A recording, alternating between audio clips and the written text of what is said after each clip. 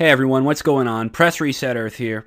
So I've been doing a lot of research into this whole Flight 370 situation, and after connecting the dots and doing a lot of detailed research, I have come to a conclusion that I believe is groundbreaking. So just bear with me, guys, because I'll be going over a lot of information in this video, and I'll be connecting a lot of the different dots. So also, I'll leave links in the description below so you guys can look at this a little further. Okay, so first of all, I want to talk about this sighting in the Maldives. And this is the original article that published this eyewitness report. And it was out of Haviru Online, which is a newspaper, a local newspaper in the Maldives. So, eyewitnesses claim that they saw a Boeing 777, and these are multiple eyewitnesses, mind you. They saw a Boeing 777 flying north to southeast, and it looked exactly like Malaysia Airlines Flight 370, and it was seen at 6:15 a.m. local time. Now, a lot of the research surrounding this sighting in the Maldives, pushes this theory that it was seen in the Maldives and it must have gone to Diego Garcia. Now, I do believe that this plane is probably at Diego Garcia. But this sighting in the Maldives does not make any sense because the researchers that looked into the situation claimed that the timetables were perfect and that it takes exactly 5 hours to get from here, where the plane was last contacted, to the Maldives, and it was seen exactly 5 hours later in the Maldives. So it lost contact here at around 1:15 a.m. local time, and then it was seen here exactly 5 hours later at 6:15 a.m. local time. And it would make sense because it's about 5 hours away. But these researchers didn't incorporate the different time zones.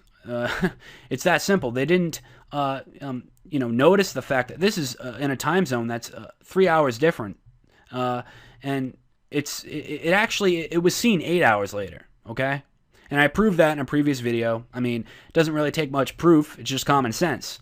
The time zones were wrong. So that theory, or at least the evidence backing up that theory, is wrong. And not only that, if you hijack a plane, or if you're flying any plane to anywhere, why would you go, if your destination is Diego Garcia, why would you fly hundreds of miles north of Diego Garcia and then take a sharp turn this way?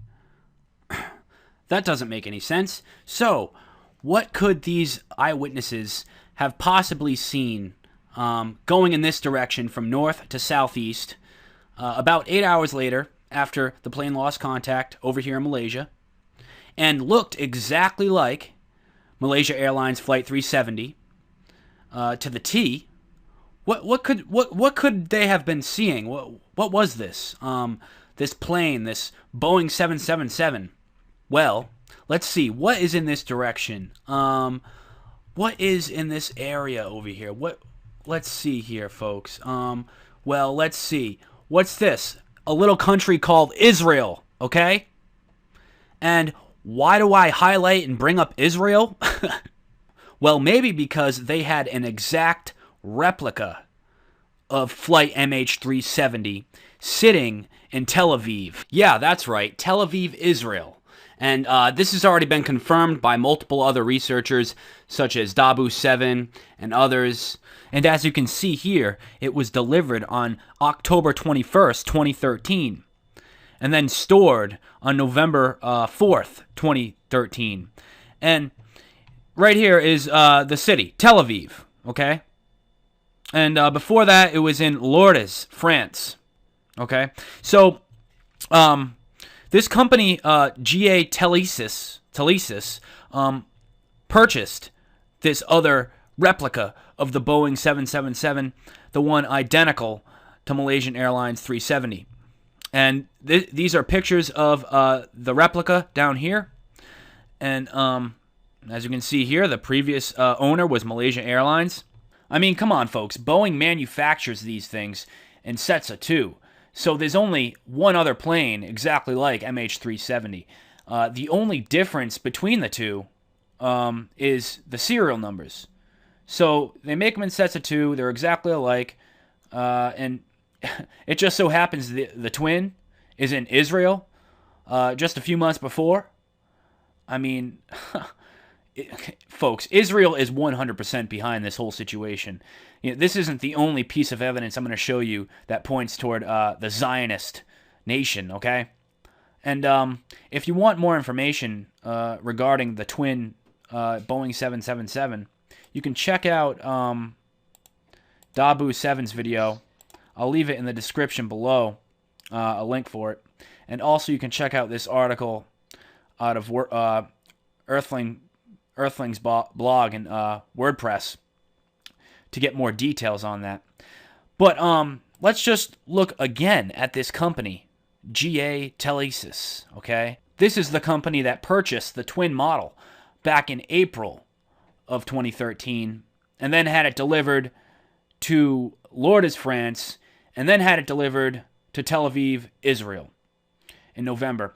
And looking further into that company, it's highly connected with George Soros, who's another shady figure. And I'll leave this link in the description as well. A very fine article written by Yuichi Shimatsu on Rents.com. And, I mean, there's so much information in this. And this guy, Abdul Mowberry, was the owner of GA Telesis. And he actually worked for Soros back in the day, prior to his term at Skywatch. He worked there too before GA Telesis, and he worked for Soros. I mean, these guys are all in it together, and definitely something sketchy going on here. I mean, needless to say, I mean, do I really even have to? I mean, it's just unbelievable. And by the way, Israel is stationed at Diego Garcia. Okay? And they have these submarines called Dolphins. And they got in trouble for launching missiles at a South Korean frigate sub. And there was a big, uproar about it. And these Dolphins actually ported from Diego Garcia when that occurred.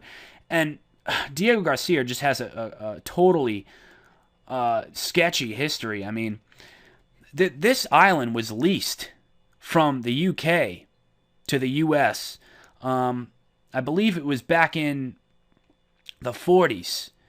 And the US actually kicked a bunch of the indigenous people off the island. And at first, they wouldn't leave the island. So you know what they did? They gassed the people's pets with exhaust fumes from the trucks and from the vehicles they were using. They put all the people's pets, I mean, into like a warehouse and gassed them all. And they did that as a fear tactic, to get the people out of there. And most of these people were transported to India, and they didn't have any skills when it came to the economy of India. They all became homeless. Okay? I mean, that's the type of people that we're dealing with here that run Diego Garcia. The US, the UK, and Israel. I mean, can you get any more New World Order? Can you get any more Black Sun, upside down pentagram, Satan worshipping? Okay? The people that run these countries, these empires, are just straight up evil, all right? And obviously Israel here is antagonist number one. I mean, they had their fingerprints all over 9/11. I mean, all over this situation. I mean, it just screams Israel. I mean, all the propaganda surrounding it. I mean, we have the two Iranians with the stolen passports, this propaganda being pushed on us, and obviously Israel is foaming at the mouth to nuke Iran. So, is this going to be a false flag that's going to be blamed on Iran? Maybe. And obviously you can see here the two photos of these characters are photoshopped. This guy has the same legs as this guy. I mean, I mean, I don't even know what to say about that. It's like, and then also we have Israel closing all their embassies worldwide, and this is literally just a couple weeks after the whole Malaysian Airlines Flight 370 situation. So, I mean, if that's not sketchy, I don't know what is. And they claimed that it's because the diplomats are on strike. I mean, come on, folks. If you believe that, I got a bridge that I'd like to sell you for cheap. So, again, Israel all over this situation. It's just so obvious. And so let's go over again what we have learned here today so far. We know that this plane, this twin plane from Israel, was seen going in this direction toward Diego Garcia. I believe that it was landed there at Diego Garcia with the intent of switching it up, doing a good old bait and switch with the actual flight MH370. And I just want to do a quick recap of how we know that the real flight MH370 is at Diego Garcia. First of all, we know that it lost contact over here in this area, going in this direction. Okay? We also know that the plane was broadcasting the engine data for 4 to 7 hours, and that puts it right in the time frame of landing at Diego Garcia. 4 to 7 hours. We also know, and this is the big smoking gun, we have this article out of the Malaysia Insider, and it's titled U.S. Military Base South Asian Airports and MH370 Pilot Simulator Says Paper. So this guy had Diego Garcia programmed into his simulator at his house. I mean, even the average pilot doesn't have a flight simulator that they practice on all the time. This guy was obsessed with something, and I believe it was getting this job done. I think he's a paid mercenary. And it says right here, 3 airports in India, Sri Lanka, and 1 belonging to U.S. military base in Diego Garcia. All have a runway length of 100 or 1,000 meters. And, yeah, this guy had it programmed into his flight simulator. I mean, what more do you need? This is the smoking gun evidence they don't want you to see, all right? This is the reason why there's so much disinformation surrounding the Diego Garcia situation, because they don't want you to look at the real stuff, okay? That's why we have this what I believe is a hoax photo of this guy Philip Wood doing a selfie because he hit a cell phone in his ass. I mean, folks, it's this kind of outrageous stuff that they want people looking at instead of the real hard evidence, all right? I mean, you know, I did a previous video about that, the Philip Wood photo, and I got a lot of flack for it so far. I put it out just a few days ago, and, you know, I go over the fact that I think it's a hoax, and I make a lot of good points, at least I think I do, and it just doesn't add up. I guess it's possible. It's possible that, you know, that it's for real. But I mean, it just doesn't add up. And either way, it adds credence to the Diego Garcia theory, because if it's real, obviously the guy's in Diego Garcia, and you know that's where he is, and that's where all the passengers are. And if it's fake, if it's disinfo, it's perpetrated by the government, because they were able to manipulate the coordinates of the photo, which is pretty difficult. It can be done by a civilian, but it's pretty difficult to do. And it was put out as disinfo to discredit the real information pointing toward Diego Garcia, okay? These people are masters of deception, all right? You got to remember that, all right? These people, it's all about smoke and mirrors, bells and whistles, all right? It's about confusing everybody and just making everything look all the real stuff look outrageous and also misguiding people. It's just a total shit show of deception. All right, that's what these people are masters of. So we have this, which is smoking gun to me. It really is. We also have the fact that this guy's family left home the day before the flight left. I mean, this guy's family took off. This guy's a paid mercenary, all right? He's Zionist controlled. This is all Israel, all right? So that's what we have going on here, folks. And just to recap, we have the plane from Israel, the twin plane, coming in this direction, sighted in the Maldives, and I believe was heading toward Diego Garcia, landed there. And then we also have the Flight 370, which lost contact right here in Malaysia, then headed in this direction 4 to 7 hours, and I believe landed in Diego Garcia as well.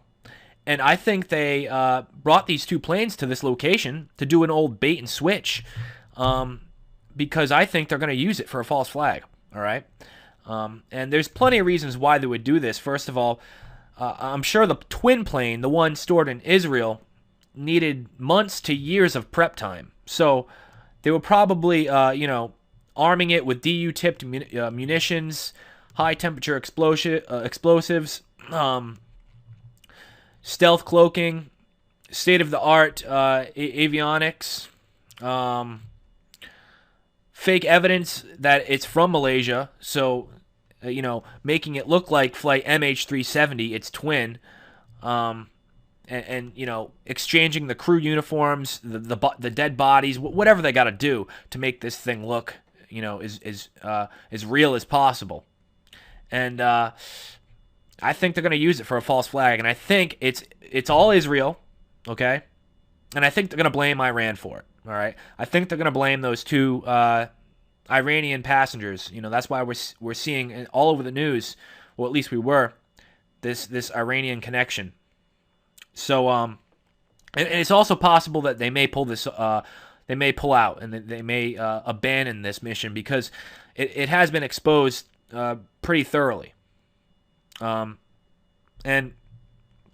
you got to remember, there's always two reasons to why they pull off these attacks. Not only do we have the connection with Iran to possibly blame this on them, so Israel has a reason to invade Iran or nuke them, but we also have those 20 Freescale Semiconductor employees, and that all connects to Rothschild, the Carlyle Group, a bunch of different stuff. And it's important to understand that these people, they always pull off these big false flags, the big ones. There's always multiple reasons why they do this. There's always multiple intentions behind it. For instance, 9/11, it wasn't only to invade Afghanistan and the rest of the Middle East. It was also to destroy Building 7 because of the FBI documents there. It was also to there was gold stored at the World Trade Center that they wanted to destroy or steal secretly. I forget the story behind that, but there was also the domestic agenda to take away the people's rights in America.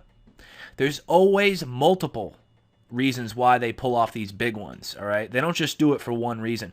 So that's important to understand as well. So, yeah, and I should be doing another video about these Freescale Semiconductor employees as well. So stay tuned for that, as well as any other updates regarding this whole Flight MH370 situation. So, yeah, share this video with your friends. I think the information I present here is pretty important and does a pretty good job at exposing this. So please share this with people. And also, if you like what you see, you can thumbs up this video and check out my channel a little further and maybe subscribe. Other than that, just stay up, guys, and stay informed. Eyes open. Peace.